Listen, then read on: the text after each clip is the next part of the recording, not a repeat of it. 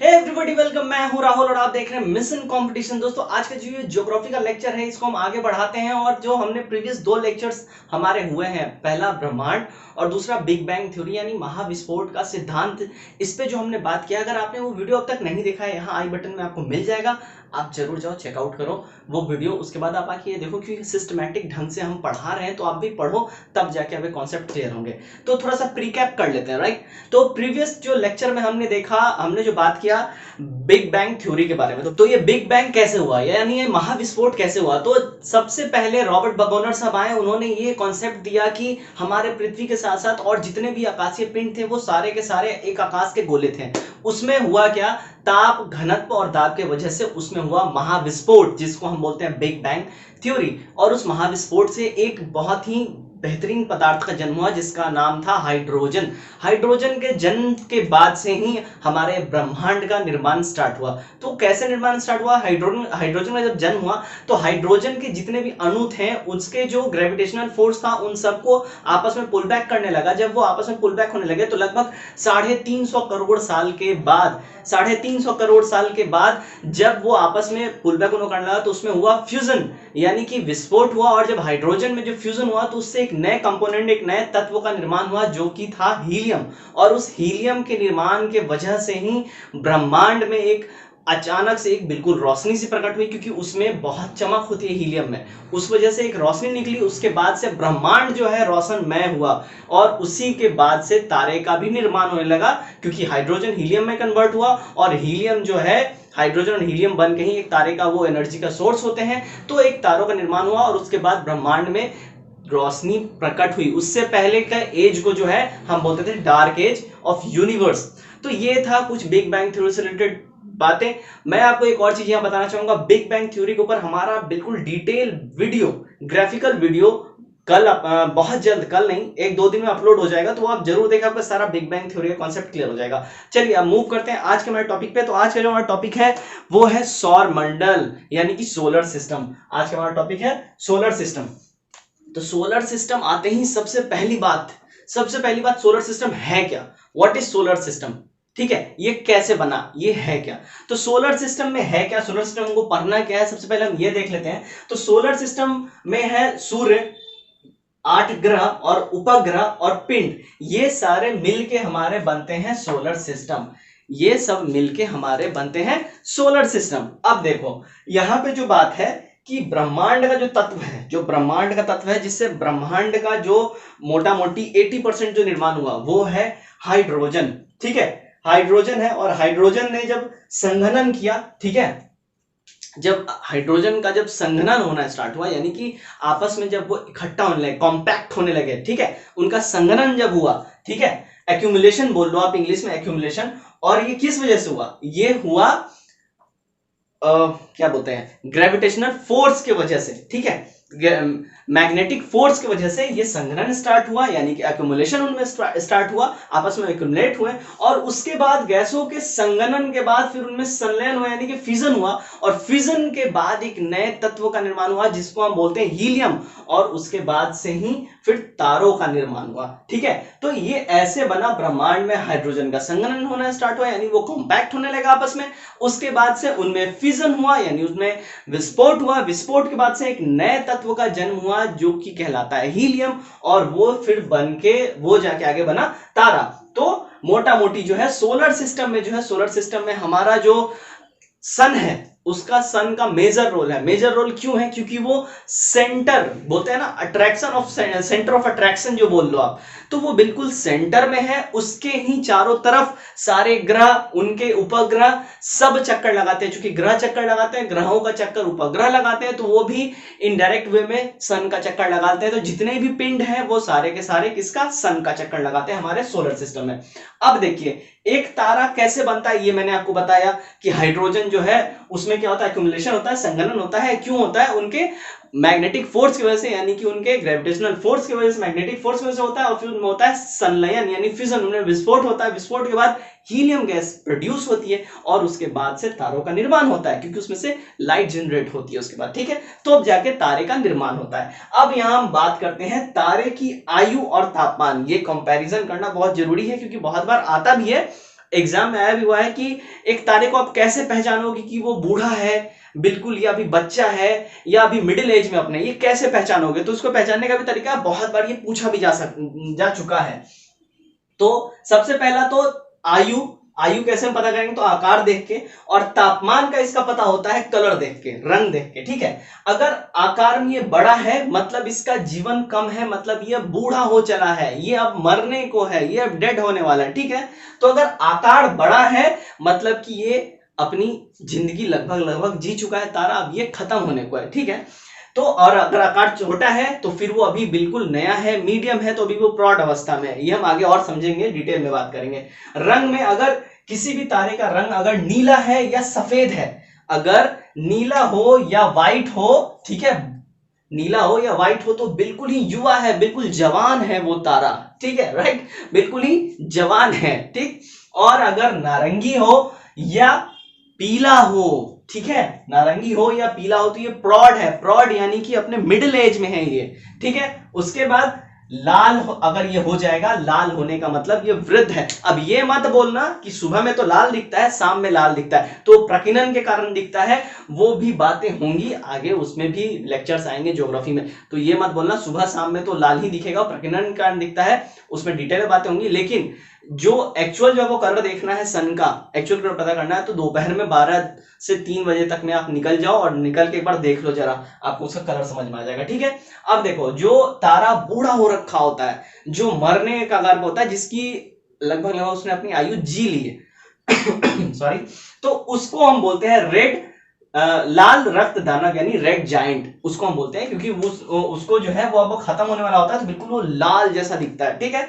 अब यहाँ पे देखो, ये हमने देखा life circle of a star, ये हमने life circle of a star देखा। और यहां देखो, जब इनका जब आयु समाप्त हो रहा होता है, ठीक है, तारों का जब आयु समाप्त हो रहा होता है, तो इसको हम श्वेत वामन यानी व्हाइट डार्क या ब्लैक होल, इस दो टर्म से भी हम जानते हैं। और ये टर्म हमको किसने बताया?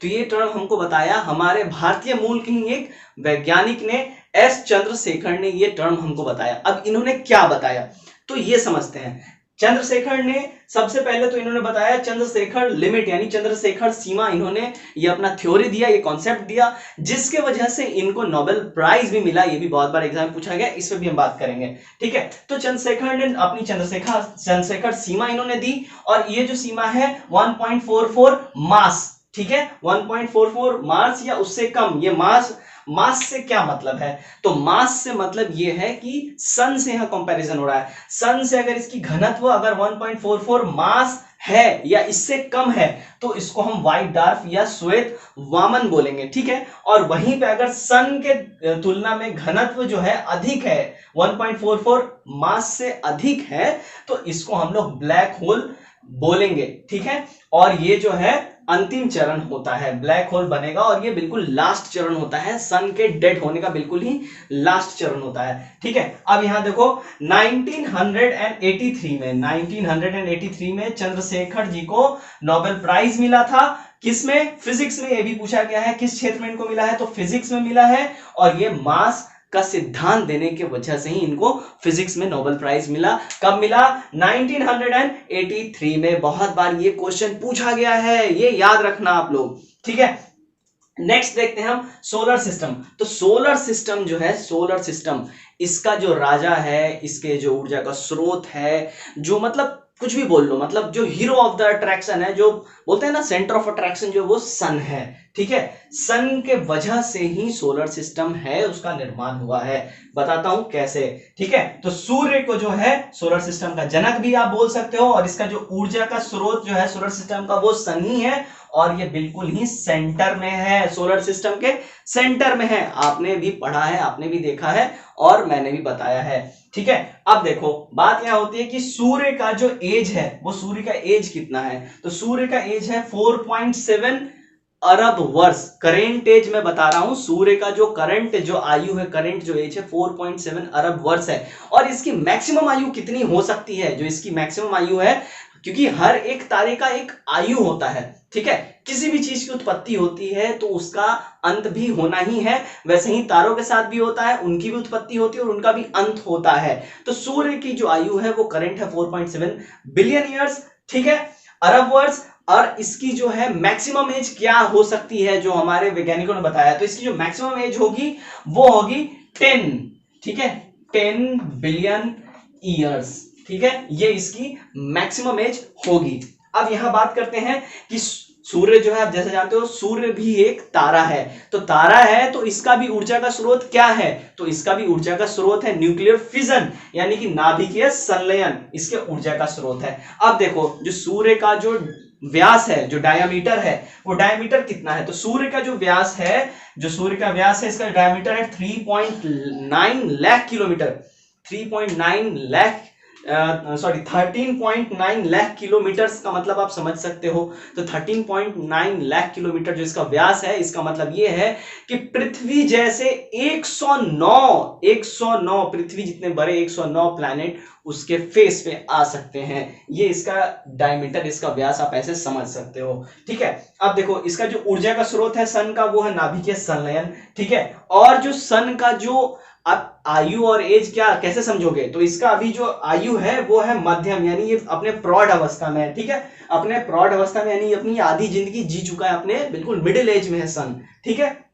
अब देखो सूर्य का जो है ये इसके वही अभी मैंने बात किया कि ये भी एक तारा है, तो इस जाहिर सी बात है तारा है तो इसका एनर्जी का सोर्स क्या है, तो इसका एनर्जी का सोर्स है न्यूक्लियर फिजन। अब न्यूक्लियर फिजन होता है तो उसमें हाइड्रोजन और हीलियम के मदद से न्यूक्लियर फिजन होता है, तब इसमें से एनर्जी, हीट और लाइट प्रोड्यूस होती है। अब बात यहां आती है कि जब हाइड्रोजन और हीलियम के कॉम्बिनेशन से सूर्य का जन्म हुआ और सूर्य अभी भी चल रहा है, तो भाई ये कभी तो खत्म होगा, और इसमें जो हाइड्रोजन और हीलियम है ये कितने कितने परसेंट में विद्यमान है। ये क्वेश्चन पूछा गया है कि जो हाइड्रोजन है या हीलियम है, मतलब ये क्वेश्चन अलग अलग पूछा गया है, हाइड्रोजन के रिगार्ड अलग और हीलियम के रिगार्ड अलग, कि सूर्य में हाइड्रोजन कितने मात्रा में उपस्थित है, परसेंटेज में दिया जाता है। तो सूर्य में जो है हाइड्रोजन की मात्रा है 17.6, ये अभी मैं आपको करंट बता रहा हूं, और हीलियम में है 27.4, हीलियम में 27.4% है, सॉरी हीलियम सूर्य में 27.4% है और हाइड्रोजन 70.6% है। तो ठीक है, सूर्य में हाइड्रोजन जो है ये प्लाज्मा में पाया जाता है। और जो मोस्ट इंपॉर्टेंट क्वेश्चन यहां से निकल के आता है सूर्य से रिलेटेड, बहुत बार ये क्वेश्चन पूछा गया, बहुत फेमस क्वेश्चन है कि देखो पदार्थ के 4 अवस्था होती है, ठीक है, ठोस, द्रव, गैस और प्लाज्मा। तो बात यहां होती है, बहुत बार क्वेश्चन पूछा गया है कि सूर्य में जो है हाइड्रोजन जो है सूर्य में किस अवस्था में पाया जाता है, किस स्टेट में पाया जाता है सूर्य जो है, तो सूर्य जो है हाइड्रोजन जो है सूर्य में वो प्लाज्मा में पाया जाता है, और ये पदार्थ की चौथी अवस्था है, प्लाज्मा जो है पदार्थ की चौथी अवस्था है, 4th स्टेट है, ठीक है। चलो अब सूर्य जो है, अब यहां पे देखने वाली बात है कि सूर्य अपने एक्सिस पे यानी अपने अक्ष पे, अक्ष से मतलब क्या है, अक्ष से मतलब है ये कि ये जो है बिल्कुल ऐसे खड़ा है ये मार्कर, और ये बिल्कुल यहाँ पे ऐसे मेरे दोनों उंगली फंसा है और ये आपस ऐसे घूम रहा है गोल गोल, तो ये हो गया अक्ष पे चक्कर लगाना। और यहीं अगर ऐसे जब ये घूमेगा तो ये होता है क्या, ये होता है रोटेशन, यानी कि ऑर्बिट में, कक्षा में चक्कर लगाना। तो जो ये अपने अक्ष पे चक्कर लगाता है, जो अपने एक्सिस पे चक्कर लगाता है, वो 25 दिन में ये कंप्लीट करता है, ठीक है। और एक्सिस पे चक्कर लगाने को बोलते हैं हिंदी में परिभ्रमण और इंग्लिश में बोलते हैं रोटेशन, ठीक है। और ऑर्बिट में जो है चक्कर लगाता जो है, ये ऑर्बिट में जो सूर्य अपना चक्कर लगाता है, ये ऑर्बिट में चक्कर लगाता है 250 मिलियन वर्ष में एक राउंड इसका कंप्लीट होता है। और जो ऑर्बिट में चक्कर लगता है इसको बोलते हैं क्या बोलते हैं, परिक्रमण, सॉरी परिक्रमण, या फिर इंग्लिश में रेवोल्यूशन, ठीक है। यस, तो चलिए अब तक तो हमने इतनी बातें समझी, अब आगे कुछ सूर्य से रिलेटेड और भी जो इंपॉर्टेंट बातें हैं वो देख लेते हैं। तो नेक्स्ट जो बात है कि तापमान जो है, सूर्य का जो तापमान है वो सेंटर में जो है, सूर्य का तापमान है 15 मिलियन डिग्री सेल्सियस, बिल्कुल उसके सेंटर में। और जो उसका जो अपर लेयर है, जिसको बाहरी भाग बोलते हैं, जिसको कोरोना भी बोलते हैं, जो बाहरी भाग है, उसके ऊपर का जो इसका टेम्परेचर है वो 6000 डिग्री सेल्सियस है। सोचो इतना गर्म है, हम तो भाई मतलब अब जिस अज्यूम कर लो भाई 40-42 डिग्री में तो हमारा क्या हाल होता है, ये देख लो, ये तो धधक रहा है बिल्कुल। तो अब यहाँ जो बात हो रही है, देखो यहाँ हम बात करेंगे इसकी न्यूनतम और मैक्सिमम दूरी की, ठीक है। और मैं एक चीज और बताना चाहूंगा, जो इसका जो हमने रेवोल्यूशन पढ़ा था, जो मैंने बताया कि एक्सिस पे 25 डेज में कर रहा है, और जो है अपने ऑर्बिट में 250 कितने 250 मिलियन वर्ष में वो करता है, ठीक है। तो वो जो हम बात कर रहे हैं, देखो ऐसा है कि सूर्य पे तो दिन रात हो नहीं रहा है, वो तो धधकता हुआ आग का गोला है, वहां तो दिन भर 24 घंटे वहां तो उजाला ही उजाला ही है, दिन ही है। हम किसी भी चीज की तुलना और बात करते हैं तो अपने अर्थ के हिसाब से, क्योंकि हमारे यहाँ हमारे पृथ्वी पे जो ये अपने एक्सिस पे जो घूम रही है, इस वजह से दिन रात होता है, अर्थ जो घूमती है, तो हम अपने अर्थ के हिसाब से, ताकि हमको समझ में आ सके, हम ये तुलना करते हैं और बात करते हैं कि वहां पे इतने दिन में रात होती है, इतने दिन में वो ऐसा चक्कर लगाता है। हम अपने समझने के हिसाब से अपने अर्थ से ये तुलना करते हैं, राइट।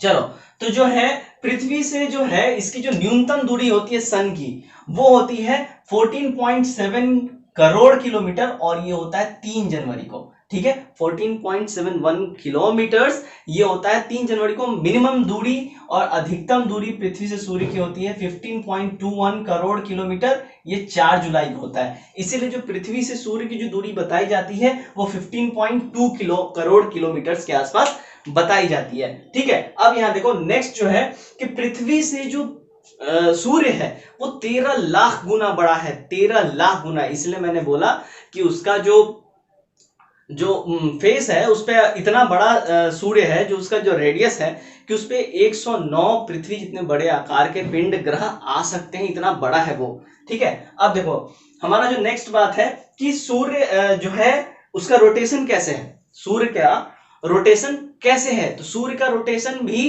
पश्चिम से पूर्व की ओर है, यानी कि क्लॉकवाइज है, पश्चिम से पूर्व की ओर है, राइट। तो पश्चिम से पूर्व सूर्य की घूर्णन है क्रिया, ये ऐसे रोटेट करता है। अब देखो हम कुछ प्लैनेट्स को देख लेते हैं। प्लैनेट्स भी हम इसमें हम सोलर सिस्टम पढ़ रहे हैं, तो इसमें हम जब तक ग्रह ना देखें तो समझ में नहीं आएगा। तो बात यहाँ ये है, देखो हम जो बुक्स में देखते हैं तो हमारे बुक्स में कैसे होता है, ये बीच में एक ऐसा पिंड है, यानी सूर्य मान लिया क्या, इसके चारों तरफ ऐसे ऑर्बिट्स बने हैं, ठीक है, ऐसे ऑर्बिट्स बने हैं, ऐसे ऐसे ऑर्बिट्स बने हैं इसके चारों ओर, और यहाँ पे ग्रह है कुछ कुछ, यहाँ एक है, एक यहाँ है, एक यहाँ है, एक यहाँ ऐसे।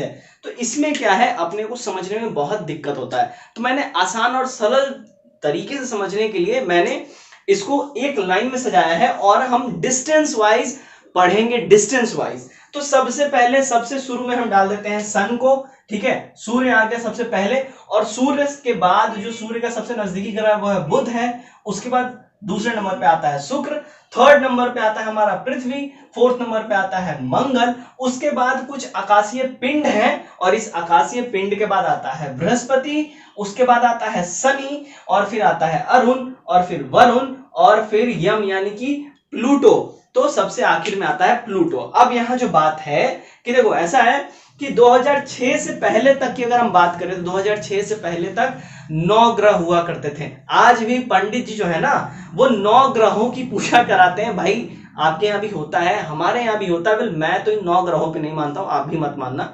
मैं वैसे पंडित नहीं हूँ, अगर आप पंडित हो तो माफ करना, ऑफेंस मत करना। मैं बस बता रहा हूँ कि 2006 से पहले तक 9 ग्रह हुआ करते थे, बट 2006 के बाद स्थिति बदल गई, अब सिर्फ 8 ग्रह हैं। ये 8 ग्रह क्यों हैं और किस ग्रह को निकाला गया? तो निकाला गया भैया प्लूटो को जो है यहां से आउट कर दिया गया, ठीक है, इस लिस्ट में से प्लूटो को आउट कर दिया गया।